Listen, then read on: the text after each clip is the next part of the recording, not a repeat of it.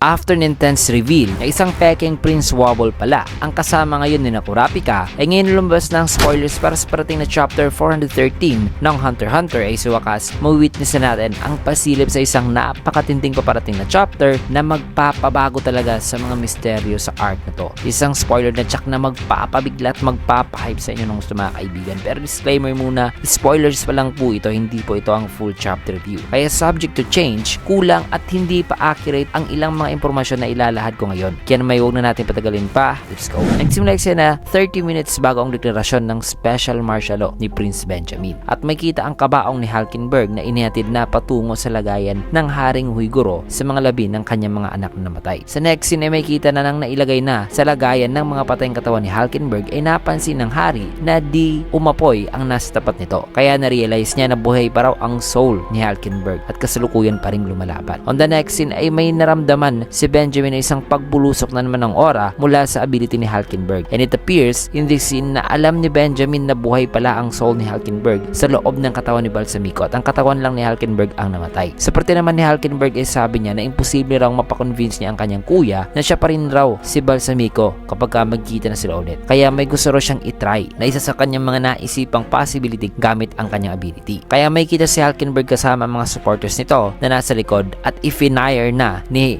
Hulkenberg ang kanyang araw patungo kay Benjamin. On the next scene ay pinikita naman si Benjamin na sinabihan na niya ang kanyang mga guards na puntahan na raw si Balsamico at ang mga kasama nito ngayon para arestuhin sila. Kailangan daw nilang malaman ang mga rules sa kung paanong paraan ma-activate muli ang isang personality swap ability ni Hulkenberg bago pa raw sila maguluhan sa kung sino ang kanilang kakampi rito at sa kung sino ang hindi. Subalit habang nagbibigay pa ng orders si Benjamin ay biglang nag-iba ang kanyang pakiramdam at base sa kanyang mga symptoms na nararamdaman ngayon ay iniisip niya na bakay nalason siya ng biochemical weapon na ginamit nila kay Hulkenberg. Kaya inisip at inanalyze niya kagad sa kung sino ba talaga ang naglason sa kanya gamit ang biochemical weapon na TSK-17 na ikinamatay ng katawan ni Hulkenberg. Na umabot siya sa punto na naisipan niya na ang naglason sa kanya ay ang kanyang sarili lang na guard at nangyari ito sa time nung nakaupo siya at nasa sapat daw na distansya ang kanyang guard para malason siya. Tinignan niya rin ang lagayan ng lason at nakita niya na isang vial lang talagang kinuha ni Balsamico kaya ay naisipan niya na maaaring may nag-smuggle daw ng weapon na ito bago sila nakasakay rito sa Black Whale. Sa sumunod naman na eksena ay may pinuntahan na area si Benjamin at may kinonfront na isang individual kasi base sa kanyang pag-iimbestiga ay maaaring isa sa mga personal guards daw ng kanyang ina na ang Reynang Unma ang may gawa nito na paglason sa kanya na ang pinanigan daw pala ng kanyang ina ay ang kapatid nito na si Hulkenberg. Kaya dito na kinompronta ni Benjamin ang para sa kanya ay ang guard daw na nang lason sa kanya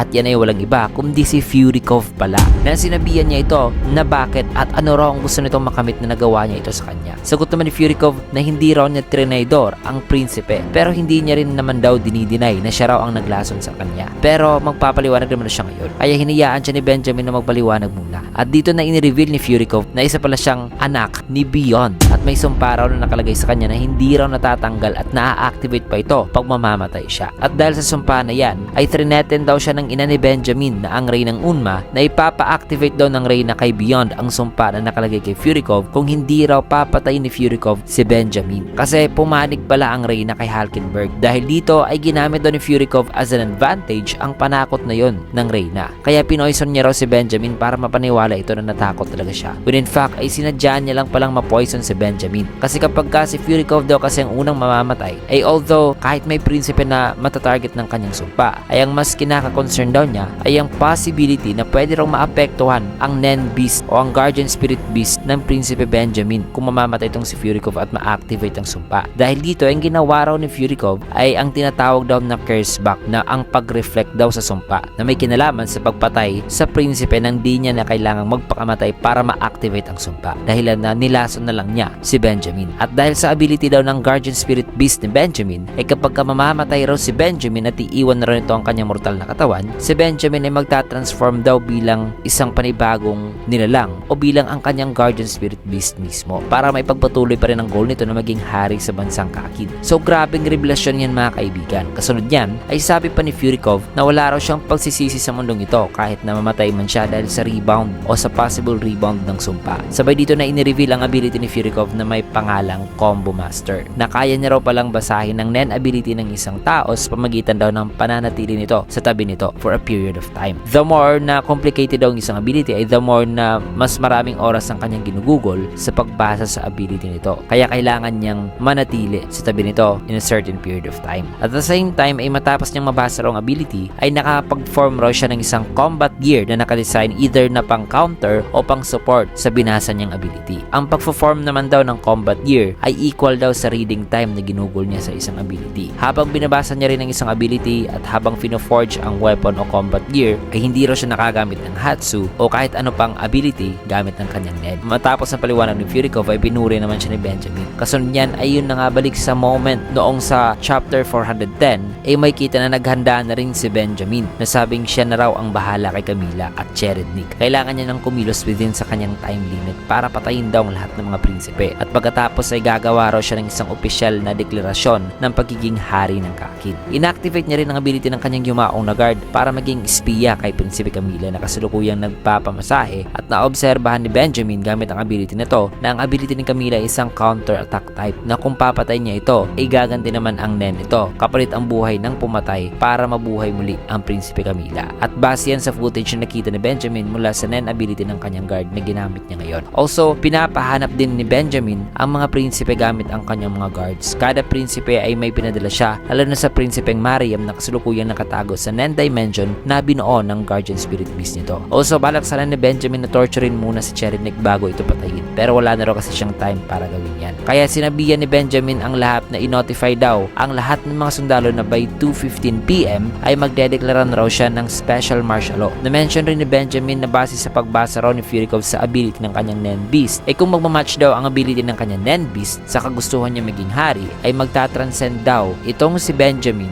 sa isang panibagong nilalang pagkatapos nito mamatay at maaari nang makakapag-guide si Benjamin sa bansang Kakin. Ito na raw ang pinakamataas na authority sa bansa kung magiging ganyang nilalang siya. Kaya matapos ang pagpa-deploy ni Benjamin at pagbigay ng utos sa kanyang mga guards ay sabi rito sa kanyang isipan na magkakaisa na raw sa wakas ang Kakin at ang pamilyang Huiguro ay ang siyang mamumuno rito at siya naman daw ay magiging parang deity na raw. Also sinabihan din ni Benjamin ng mga guards na wag daw galawin ang mga tao na mula sa Hunter Association at i-escort daw ang mga prinsipe according sa protocol patungo sa Royal Audience Hall. At ang oras ngayon ay 2 PM na, 15 minutes bago na ang deklarasyon ng Special Martial Law. Man, antindi ng mga pangyayari mga kaibigan sa spoilers na to at spoilers pa lang yan. How much more pa kaya ang full chapter review na siksik pa sa napakaraming impormasyon at eksena na di pa naisama rito. Kaya abangan nyo ang full chapter review natin para sa chapter 413 mga kaibigan para sa mas detalyado, mas malinaw at hype na review nitong napakatinding paparating na chapter. Kasi yan na ang final scene mga kaibigan ng spoilers o ng video. Kaya naman kung gusto nyo yung video, kinagat a like, comment, follow, subscribe na rin for more videos like this. Maraming salamat and see you guys again on my next video.